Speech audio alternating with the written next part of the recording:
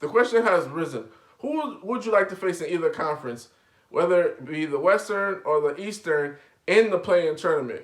Would you be more willing to face a scorching Steph Curry Golden State Warriors team, or a crazy win streak Washington Wizards in the Eastern Conference?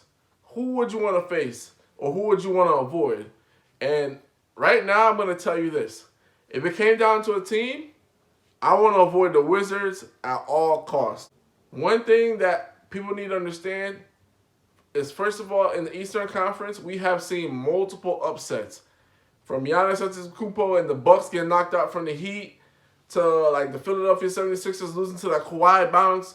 We've seen like a lot of series in the East not go exactly how we're playing. Look at the Toronto Raptors. Many years, they were the number one team in the East, got knocked out in the second round of semis. Atlanta Hawks is another team. We haven't seen that too much in the West.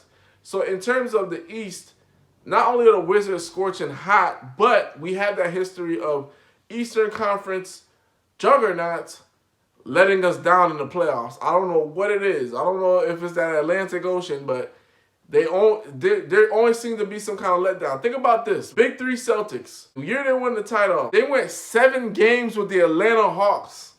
So that just goes to show you how, like, you could be great in everything, but once you get to that playoffs, everything kind of switches. And what you was working great in the regular season is no longer good in the postseason. Bradley Beal and Russell Westbrook haven't been on one.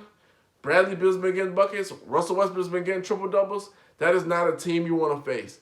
Now, if it came down to a player I don't want to face in a play-in tournament, it's definitely Steph Curry.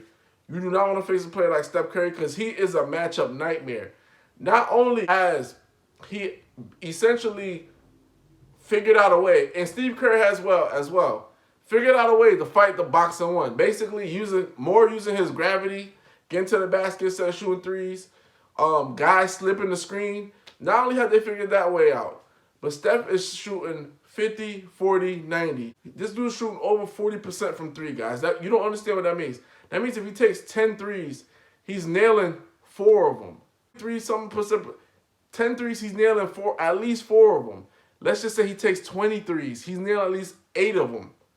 That accounts to 24 points from threes alone. Forget the line. The line, he's shooting 90%. You can't foul him. And guys are fouling him.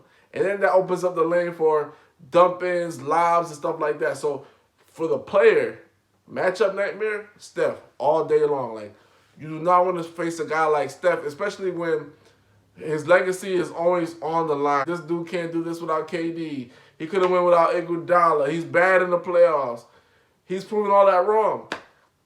In the finals, his average is 26, 8, and 9, or 8 and 7 in the finals. Okay? Did he win without Kevin Durant? Yes, he won a title without Kevin Durant. Made it back to the finals without Kevin Durant. Back-to-back years. That's when he won back-to-back MVPs. He's not great in a lot of leverage moments. He had one letdown, 2016 finals, lost Game 7, whatever the case is. But other than that, he's been solid in the playoffs. His numbers are there. We're talking about a guy, right? When it's all said and done, because nobody's really going to ever say that anybody's better than Magic, because Magic won that title, as a rookie. He has 5 MVPs, 5 championships, 3 MVPs. Nobody's ever going to go there with Magic. Magic's like a crazy outlier.